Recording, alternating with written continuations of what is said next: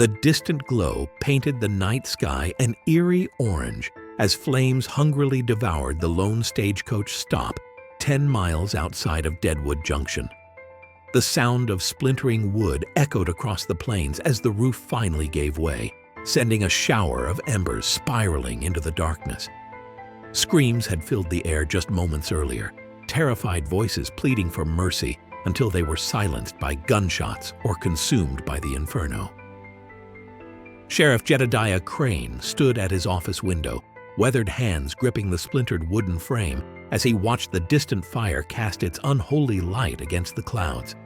The lines in his face deepened, etched by 40 years of frontier justice and countless confrontations with men who mistook the law for a suggestion rather than a requirement.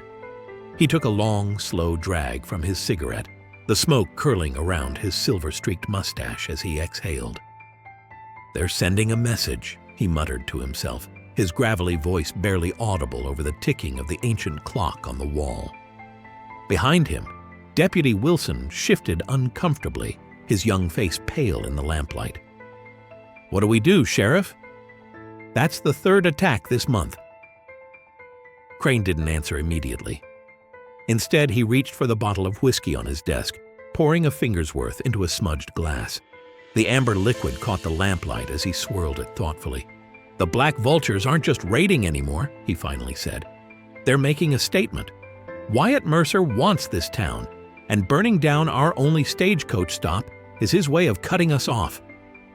Crane downed his whiskey in one swift motion, the burn in his throat matching the fire in his eyes. He was too old for this, had planned to retire in just 3 weeks, hand over his badge to someone younger. But fate, it seemed, had other plans. "Wilson," he said, turning to face his deputy, "ride out at first light. See if there are any survivors." The young man nodded, though his eyes betrayed his fear. "And what about you, Sheriff?" A thin, dangerous smile crossed Crane's weathered face. "I'm going to prepare a proper welcome for Mr. Mercer when he comes to collect what he thinks is his." He moved to his desk, pulling open the bottom drawer to reveal an old wooden box. Opening it revealed a silver star badge, more ornate than the simple tin one on his chest, a relic from his days as a federal marshal, before he'd settled in this quiet town, hoping for peace in his final years. "That Mercer fella thinks he's got us cornered like cattle in a slaughterhouse," Crane said, his fingers tracing the points of the silver star. "But he doesn't know who he's dealing with. Not yet. If you thought this was bad, just wait until you hear what the sheriff has planned next. Before we continue, let us know in the comments where you're watching from." But Jedediah Crane wasn't about to let that happen. He'd faced down worse than Wyatt Mercer in his day, and though his joints ached in the cold and his eyes weren't as sharp as they once were, he still had one last trick up his sleeve, one that would either save Deadwood Junction or bury him trying. Morning broke over Deadwood Junction with the cruel clarity that follows disaster. Word of the stagecoach stop's destruction had spread through town like wildfire, carried on whispers of fear and speculation. Sheriff Crane walked down the dusty main street, noting the closed shutters and hushed conversations that abruptly stopped as he passed. The town was holding its breath, waiting to see what would happen next. "Like I said," the taller one drawled, leaning casually against a support post, "things are changing around here.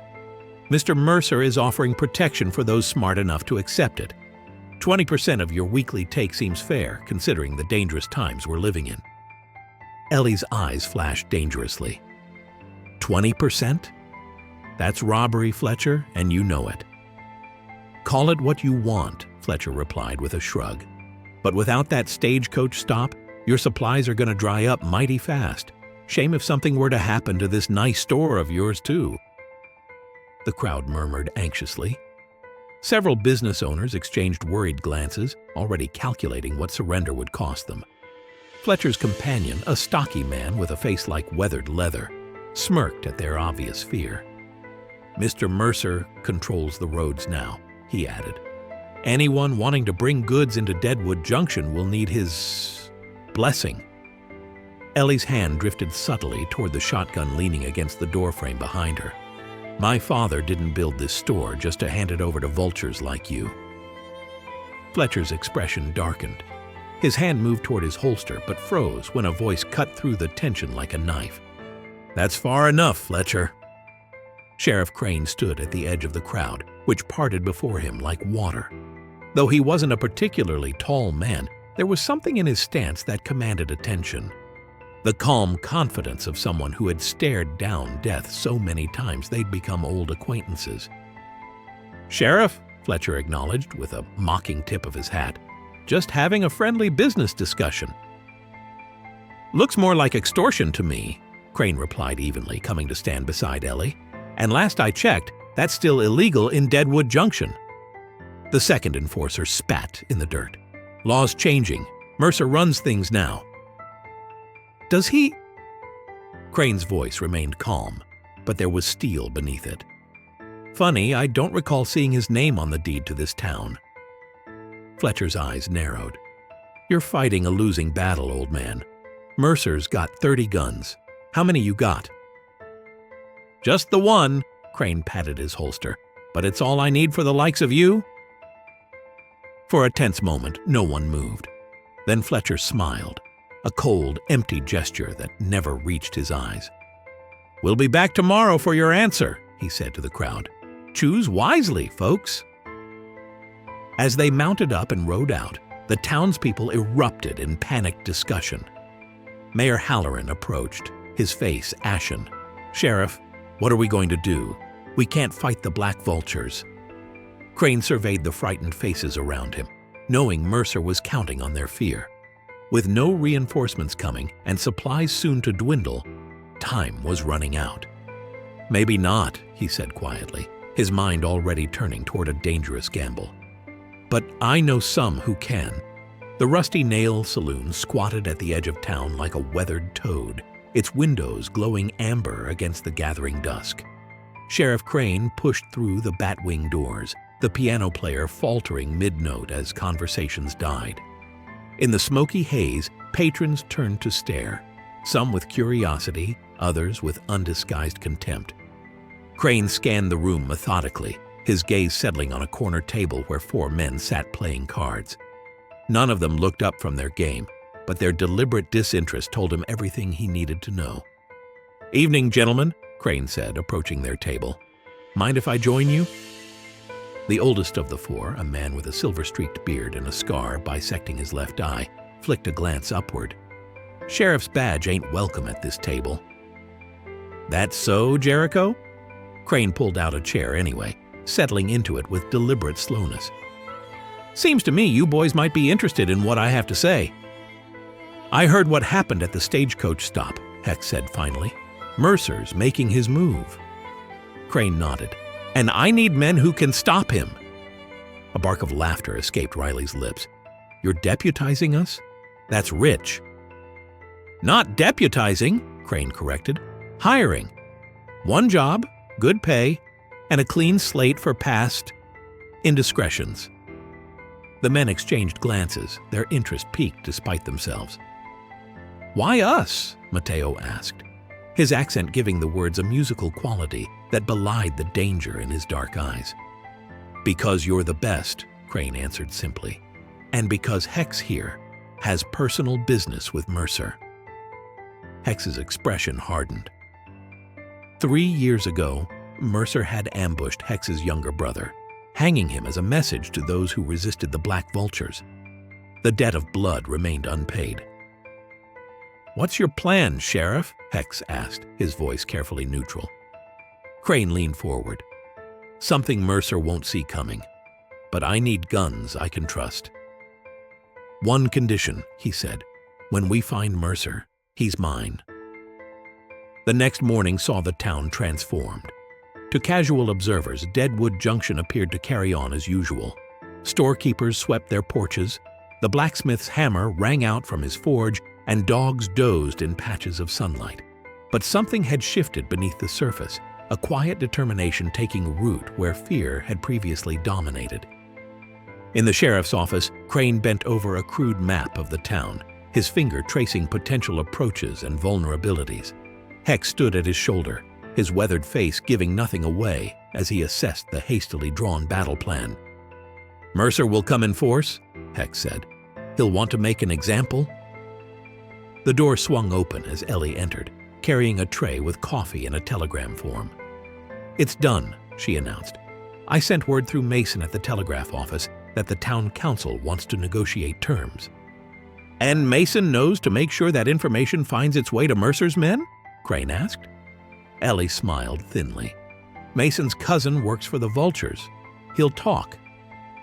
Dutch Hansen unfolded a piece of paper covered with scribbled calculations. "I've rigged the old mill and the abandoned bank with enough black powder to create one hell of a distraction when we need it." "Just make sure our people are clear first," Crane warned. "No civilian casualties." Dutch nodded gravely. "Precision work is my specialty, Sheriff."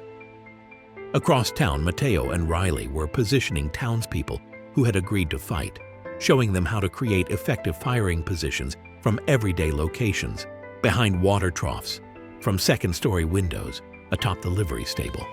The element of surprise would be their only advantage against Mercer's superior numbers. "The key is making Mercer think he's walking into a surrender," Crane explained, draining his coffee. "He needs to believe we're broken and desperate." "And how do we sell that?" Hex asked skeptically. Crane's weathered face creased into a grim smile. "I'll meet him myself in the center of town, alone, unarmed." The room erupted in protests, but Crane silenced them with a raised hand. "Mercer's seen too many traps to walk into an obvious one. He needs to see me humbled, defeated." His eyes hardened. "And while he's focused on enjoying his moment of triumph, that's when we spring our surprise." Ellie shook her head, concern etched across her features. "It's too dangerous, Jed. He could just shoot you on sight." The room fell silent as they contemplated the gamble they were taking. Outside, the afternoon sun cast long shadows down the main street. The same street that would soon become a battlefield. The plan was set. The trap was baited. All that remained was for Mercer to take it. But as midnight approached with no sign of the Black Vultures, an uneasy stillness settled over Deadwood Junction. Sheriff Crane sat alone in his office, cleaning his Colt revolver by lamplight, each practiced motion performed with methodical precision. The waiting was always the hardest part. A sudden commotion outside broke the silence, shouts followed by the thunder of approaching hoofbeats. Crane moved to the window, his hand instinctively reaching for his holster. This wasn't right. Mercer wasn't supposed to come until morning when they'd be prepared. Before he could process what was happening, the night exploded into chaos. A massive fireball bloomed at the edge of town as the livery stable erupted in flames. Gunshots peppered the darkness, accompanied by the war cries of the Black Vultures as they poured into Deadwood Junction from all directions at once. "Damn it!" Crane muttered, grabbing his rifle. "They knew!" He burst onto the street to find the town in pandemonium. Buildings burned, casting hellish light across scenes of violence as Mercer's men engaged in firefights with the hastily assembled defenders. Dutch's carefully planned explosives remained undetonated, their positions probably already discovered and disabled. "Or he was never planning to negotiate in the first place," Crane replied grimly. "Rally whoever you can find. We need to—" His words cut short as a new explosion rocked the church tower, sending debris raining down on the street below. Through the dust and smoke, Crane spotted a familiar figure on horseback, Wyatt Mercer himself, directing his men with the confidence of a general who knew victory was already assured. "Sheriff Crane!" a voice cried out over the chaos.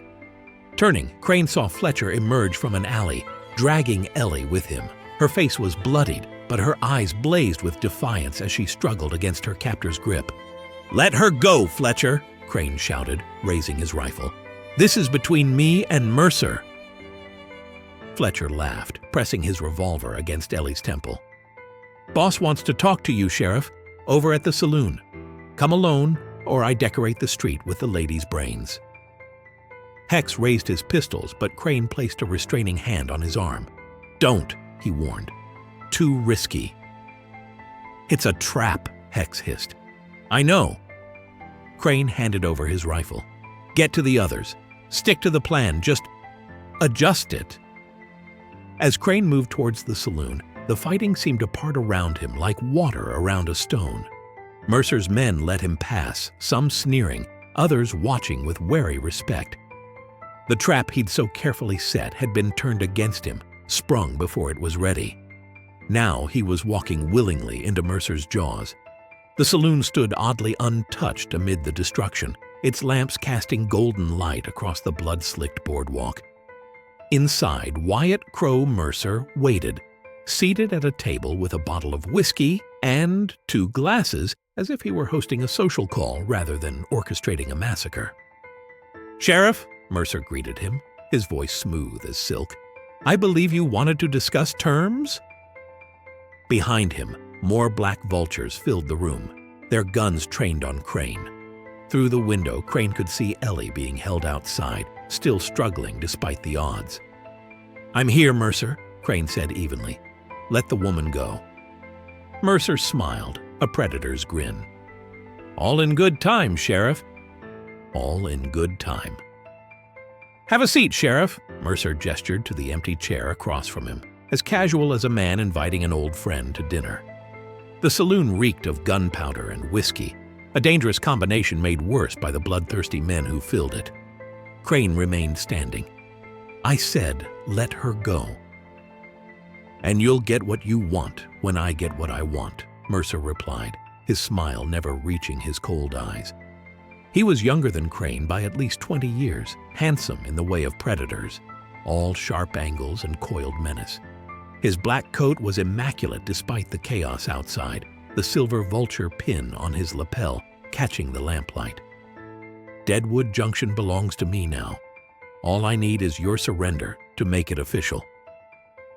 A tremendous explosion shook the building, rattling glasses and sending dust cascading from the ceiling. Mercer's smile faltered for the first time. "Sounds like my surrender might be premature," Crane observed dryly. Outside, the tide had turned. Hex had managed to reach Dutch, and together they'd activated the contingency explosives, cutting off a large portion of Mercer's forces from the main group.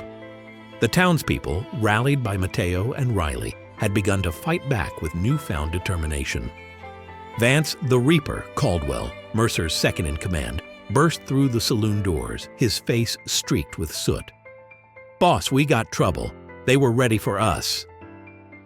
Mercer's composure cracked. "How?" "We had surprise on our side." Another explosion rocked the night, closer this time. Through the window, Crane could see Fletcher distracted by the chaos, his grip on Ellie momentarily loosened. It was the opportunity they needed. "Seems you underestimated this town," Crane said, his voice steady as he reached slowly for his concealed derringer. "And me." In one fluid motion, Crane drew the small pistol and fired, hitting the lamp above their heads. The saloon plunged into darkness as flaming oil sprayed across the room. The black vultures opened fire blindly, their shots splintering wood and shattering bottles as Crane dove behind the bar. Outside, Hex had spotted his opening. With inhuman accuracy, he fired twice, the first bullet striking Fletcher's arm, forcing him to release Ellie, the second hitting the man's chest as he reached for his dropped gun. "Run!" Hex shouted to Ellie, who didn't need to be told twice. Across town, the battle raged with renewed intensity. The black vultures, expecting an easy victory, found themselves fighting for their lives against townspeople who had found their courage and ex-outlaws who had found their purpose. In the darkened saloon, Mercer bellowed orders as his men scrambled to regroup. Crane, using the confusion to his advantage, crawled toward the back exit. He was outnumbered and outgunned, but if he could rejoin his allies, they still had a chance. Bullets splintered the door frame as Crane burst from the saloon's back entrance into the alley behind. His lungs burned, reminding him that he wasn't as young as he once was. Ducking behind a water barrel, he checked his ammunition. The Derringer was spent, and he had only his revolver with 6 bullets remaining, not nearly enough for what lay ahead. A shadow moved at the alley's end. Crane raised his gun, then lowered it as Ellie emerged from the darkness, a rifle clutched in her hands. "Thought you might need this," she said, pushing the weapon into his arms along with a bandolier of ammunition. "Hex is gathering the others at the church." Crane nodded gratefully. "You should find somewhere safe to hide." Ellie's eyes flashed with the same defiance he'd seen earlier. "This is my town too, Sheriff. I'm not hiding." Together, they navigated through burning buildings and sporadic gunfire, witnessing glimpses of the desperate struggle unfolding across Deadwood Junction. Though outnumbered, the defenders had the advantage of knowing every nook and cranny of their town. The Black Vultures found themselves fired upon from windows, rooftops, and alleyways by seemingly invisible opponents. When they reached the church, they found Hex, Dutch, Mateo, and Riley gathered with a dozen townspeople who had taken up arms. All looked battered but resolute. "We've pushed them back to the east end," Hex reported, reloading his revolvers. "But they've regrouped around the general store. Mercer's using it as his command post." Dutch placed a rough map on a pew. "I've got some dynamite left, but not enough to make a difference unless we're smart about it." Crane studied the map, his mind racing. They'd hurt the Black Vultures, but Mercer still had the advantage in numbers. They needed something decisive, something unexpected. "The mine tunnels," he said suddenly. Everyone turned to him as he pointed to the map. "Old silver mine tunnels run right under the east side of town. We collapsed them years ago after that cave-in, but they're still there," Dutch finished, his eyes lighting up with understanding. "And with the right placement of my remaining charges, we could bring down the whole east end," Crane confirmed. "Or at least enough of it to trap Mercer and his men." Ellie gasped. "That's half the town, Jed." "Buildings can be rebuilt," Crane replied grimly. "And if we don't stop Mercer here and now, there won't be a town left anyway." "I'll need to place the charges at key structural points," Dutch said finally. "Won't be easy with the vultures watching our every move." "That's where we come in," Hex stated. "We'll create enough of a distraction to keep Mercer's attention while you do your work." Crane nodded, his weathered face set with determination. "Once the charges are placed, we'll draw Mercer and his lieutenants to the center of the trap." He turned to the townspeople. "But I won't force anyone to risk their lives. This is your choice." One by one, they straightened, shoulders squared with resolve. This was their home, and they would fight for it. Dawn was approaching, the first faint light revealing the devastation wrought upon Deadwood Junction. Smoke billowed from multiple buildings, and the streets were littered with debris and bodies, most wearing the Black Vultures' colors, but some were townspeople who had fallen defending their home. Sheriff Crane crouched behind the ruins of the barber shop, watching as Dutch slipped into the last mine entrance, carefully concealing the final bundle of explosives. The demolition man had worked tirelessly through the night, navigating the treacherous old tunnels to position his charges exactly where they would do the most damage. "He's in," Hex whispered, sliding into position beside Crane. "Now we just need Mercer to take the bait." Crane nodded grimly, checking his rifle one last time. "Remember, we need him and his lieutenants concentrated at the general store. No one triggers those explosives until I give the signal." "You sure about this, old man?" Hex asked, his scarred face betraying a hint of concern. "Might not walk away from this one." "Didn't plan on walking away from much of anything these days," Crane replied with a thin smile. "Just make sure Mercer goes down. Whatever happens to me." Hex's only response was a solemn nod. A gunshot rang out from the north end of town, followed by shouts and the sound of running feet. Mateo and Riley had begun their diversion. "That's our cue," Crane said, rising to his feet with a grimace. His body protested every movement, reminders of old wounds and advancing age. But his grip on his rifle remained steady. "Let's finish this." They moved swiftly through the smoke-filled streets, gathering their small force as they went. When they reached the open area before the general store, Crane stepped forward boldly, his voice carrying across the devastated town. "Mercer, I know you're in there. Come out and face me!" For a moment, silence was the only response. Then the door of the general store swung open, and Wyatt Mercer emerged, flanked by his remaining lieutenants. Despite the night of battle, he still managed to look composed, though his black coat now bore smudges of dirt and blood. "Still alive, Sheriff?" Mercer called out, his voice dripping with mock surprise. "I'm impressed. Stubborn as a mule right to the end." "End's not here yet," Crane replied, standing his ground as Mercer's men fanned out around their leader, weapons at the ready. Mercer laughed, the sound devoid of humor. "Look around you, old man. Your town is in ruins. Your people are dying. And for what? Pride? A badge that won't mean anything when you're dead?" "For something you wouldn't understand," Crane answered steadily. "Community, decency, the law."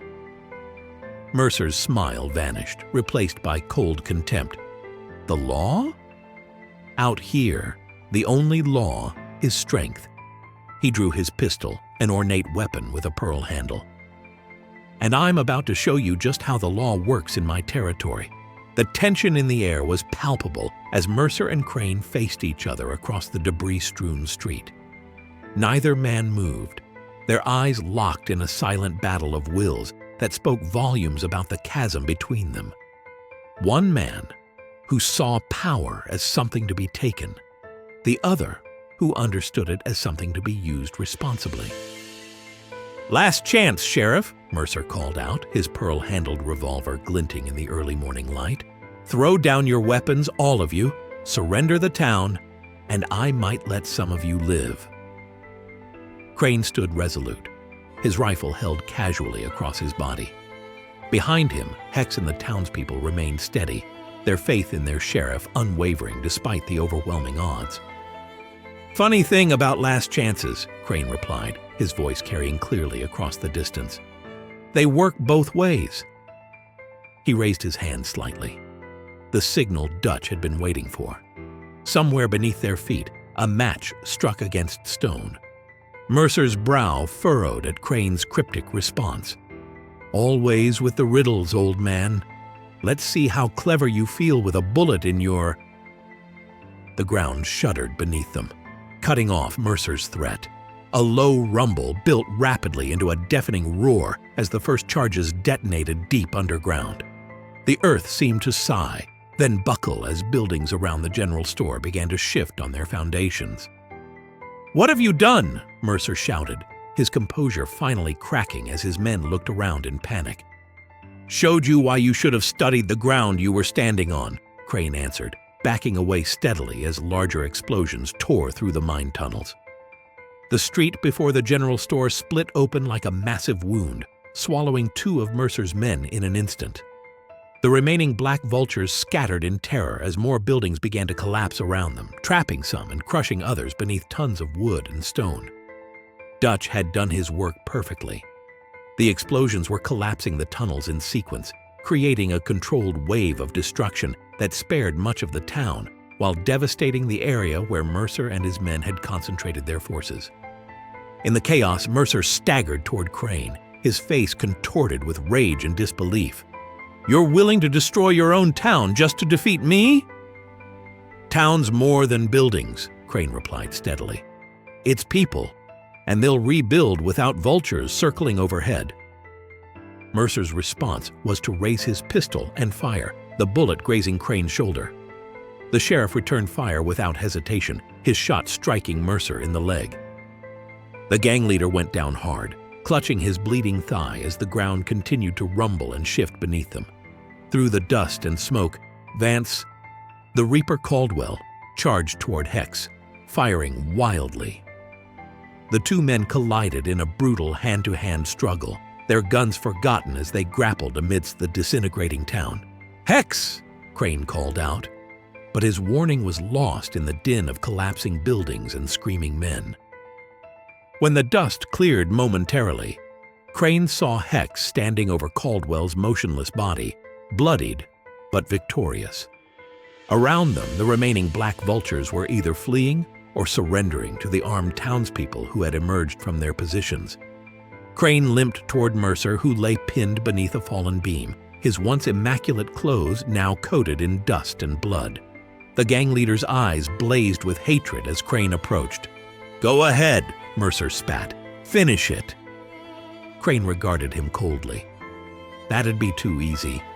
You're going to stand trial for every life you've taken, every town you've terrorized." Mercer laughed, the sound ragged and tinged with pain. "You think this ends with me? You think you've won?" His voice dropped to a menacing whisper. "Another will take my place. The weak always need someone stronger to follow." Before Crane could respond, Mercer made one final, desperate move, drawing a hidden derringer from his sleeve.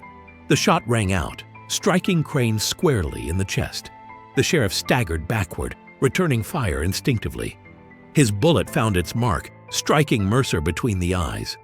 Consciousness returned to Crane in fragments. Hushed voices, the scent of medicinal herbs, searing pain that ebbed and flowed like a tide. When he finally opened his eyes, he found himself lying in a bed at Doc Sullivan's place, sunlight streaming through half-drawn curtains. Crane turned his head, wincing at the effort, to find Ellie seated beside his bed, dark circles under her eyes, suggesting she hadn't left his side for some time. "How long?" he managed, his voice a raspy whisper. 4 days, she replied, helping him sip water from a tin cup. "Doc wasn't sure you'd make it. Said only stubborn old mules survive bullets that close to the heart." "Standing, mostly." Ellie's expression softened. "We lost the general store, the assayer's office, and a few other buildings on the east side. But Dutch knew what he was doing. The damage was contained, just like you planned." "And the black vultures?" "Scattered to the wind. Those who survived anyway. Without Mercer and his lieutenants, they're just common outlaws again. Leaderless." Crane nodded, relief washing over him despite the pain. His gamble had paid off, though the cost had been high, perhaps higher than any of them had anticipated. "Your friends are still here," Ellie continued, a hint of amusement in her voice, causing quite a stir at the rusty nail. "Hex has taken to wearing a deputy's badge. Says someone needs to keep order while you recover." This revelation surprised Crane more than anything else. "Hex? A deputy?" "They all stayed, said they'd given their word to help protect the town, and until you're back on your feet, that's what they intend to do." Before Crane could respond, the door opened, and in walked Mayor Halloran, followed by Hex, Mateo, Riley, and Dutch. The mayor looked decidedly uncomfortable in the presence of the 4 former outlaws, but his smile upon seeing Crane awake appeared genuine enough. "Sheriff? Thank the Lord you've pulled through," Halloran exclaimed. "I've come with a proposition." Crane raised an eyebrow, waiting.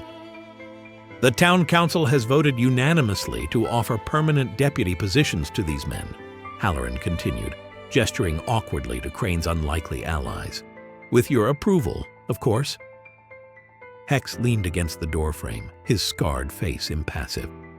"Told them we'd only consider it if you were staying on as sheriff?" "Staying on?" Crane frowned. "I was ready to retire before all this started." "And now?" Ellie asked softly. Crane looked around at the faces watching him. The ex-outlaws who had found a purpose, the mayor who had found his courage, Ellie whose steady presence had become essential to him in ways he was only beginning to understand. Beyond them was Deadwood Junction, a town that had stood against overwhelming odds and survived, emerging stronger for the battle it had endured. "Reckon retirement can wait a bit longer," he said finally, a hint of a smile creasing his weathered face. 2 weeks later, Deadwood Junction was showing signs of resilience that surprised even its most optimistic citizens. Rebuilding had begun almost immediately, with neighboring towns sending supplies and manpower once word spread of their victory against the Black Vultures. The main street was alive with the sounds of hammers and saws as new structures rose from the ashes of the old. Sheriff Crane, still moving gingerly from his wound but stubbornly refusing to stay bedridden any longer, sat on the newly constructed porch of the sheriff's office. The building had been one of the first to be restored, a symbol of the law's endurance that the townspeople had insisted upon. Inside, his unlikely deputies were settling into their new roles with varying degrees of comfort. The Dutch had organized an armory with meticulous precision. Riley was drilling townspeople in basic marksmanship. Mateo had proven unexpectedly skilled at paperwork and record-keeping. And Hex had taken to patrolling the town limits, his reputation alone deterring troublemakers before they could cause problems. "You should be resting," Ellie chided, bringing Crane a cup of coffee as she joined him on the porch. "Done enough resting," he replied, accepting the cup gratefully. "Town needs its sheriff visible." A rider approached from the west, his horse kicking up dust as he galloped toward the sheriff's office. Crane recognized him as one of the dispatch riders from Fort Laramie. "Sheriff Crane?" the young man called out, reining in his lathered mount. "Urgent message from the fort commander." He handed over a sealed envelope before accepting Ellie's offer of water for himself and his horse. Crane broke the seal and read the message, his expression darkening with each line. "What is it?" Ellie asked, noticing the change. "The Blackwood Gang," Crane replied grimly. "They're moving into the territory looking to claim Mercer's operation for themselves. Fort commander says they're 50 strong, led by Nathan Blackwood himself." "We just finished one war," Ellie protested. "The town can't handle another." Crane's gaze moved to the celebrating townspeople down the street. They were proudly raising a new timber frame for the general store, their faces alight with the joy of reconstruction and renewal. "They won't have to," he said quietly. "Not if we head this off before it reaches them." The sunset painted the western sky in shades of crimson and gold, casting long shadows across the newly rebuilt sections of Deadwood Junction. Sheriff Crane stood at the edge of town, watching the horizon where the darkening plains met the fiery heavens. His badge caught the last rays of sunlight, flashing defiance against the coming night. Behind him, Deadwood Junction celebrated its resurrection. Music drifted from the new saloon, mingling with laughter and conversation as townspeople took a well-deserved evening to commemorate all they had accomplished. They had faced the worst and survived, stronger than before. Hex appeared at Crane's side, silent as a shadow. "Riders spotted about 5 miles out. Scout says it's the first of Blackwood's men." Crane nodded, unsurprised. They didn't waste any time. "Town's not ready for another fight," Hex observed, his hand resting casually on his holster. "No," Crane agreed, "which is why we're going to meet them before they get here." Ellie approached, carrying Crane's worn leather duster and hat. Her eyes held concern, but also understanding. "I heard," she said simply. "You're riding out to meet them?" Crane took the offered items, shrugging into the duster with a slight wince from his still-healing wound. "Some fights you can't avoid. You just choose where to have them." Crane sighed, tightening his gun belt. "Looks like I ain't retiring just yet." If you thought this was intense, you won't want to miss what happens in this next video.